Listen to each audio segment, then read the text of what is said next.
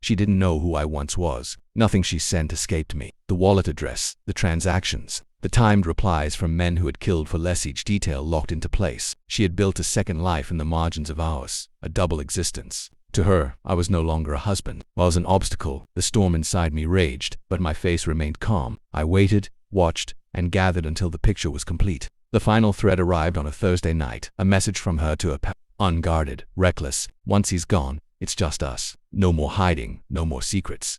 The payment transfer was complete. The kill order was active. I stared at the screen, and for the first time in a decade, felt the old self step back into the light. At dinner, she asked about my day. I nodded, then handed her a folded sheet. "What's this?" she asked, smiling. "Read."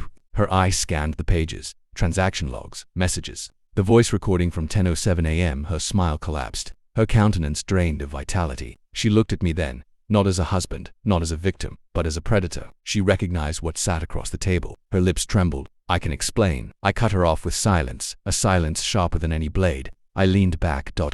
"You wanted it brutal," I said, my voice low. "Even I will oblige."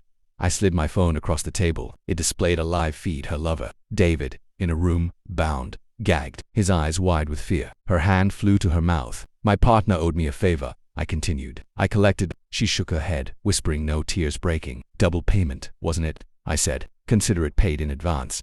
Her sobs cracked the air, but I felt nothing. I stood, collected my bag, and walked past her as she collapsed to the floor, clutching the papers, the proof of her ruin. Her voice followed me, desperate, broken. "Please don't leave me." I didn't answer. The live feed still streamed, her choices staring back at her like a mirror she couldn't break. That was her punishment. Not death, not blood, but living with the truth. I drove through the night. The roads empty, the horizon black. The man I had buried had returned. Not fully, just enough. I thought of her tears, of the way her voice fractured. It stirred nothing in me. She had chosen betrayal. She had purchased my death as if ordering a wine. Now, she would drink her own poison alone. As dawn cut across the sky, I pulled over, opened the window, and let the cold air in. The life I lived with her was ash, gone. I pressed the phone off. No calls, no traces, just silence. I whispered to no one.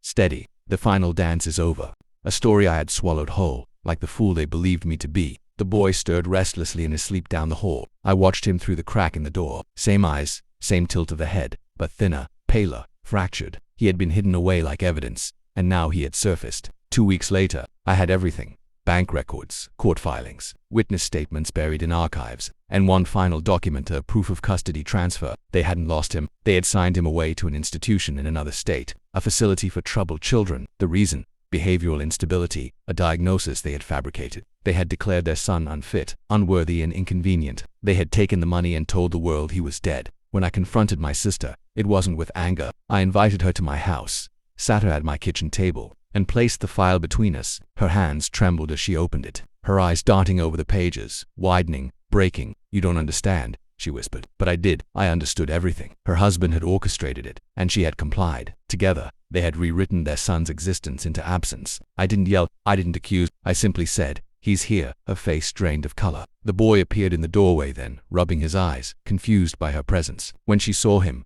her hand flew to her mouth, and tears sprang instantly, automatic, rehearsed. "Sweetheart," she whispered. He did not move. He looked at her the way a prisoner looks at locked gates. I watched, silent, calculated, letting the moment stretch. Then I spoke. "You told him I didn't want him, but he knows now who chose to bury him alive." Her knees buckled. She collapsed into the chair. I did not touch her. I did not console. I simply slid the custody papers back toward her. "Do you recognize your signature?" She barely nodded. "Good," I said, standing, "because soon the court will too."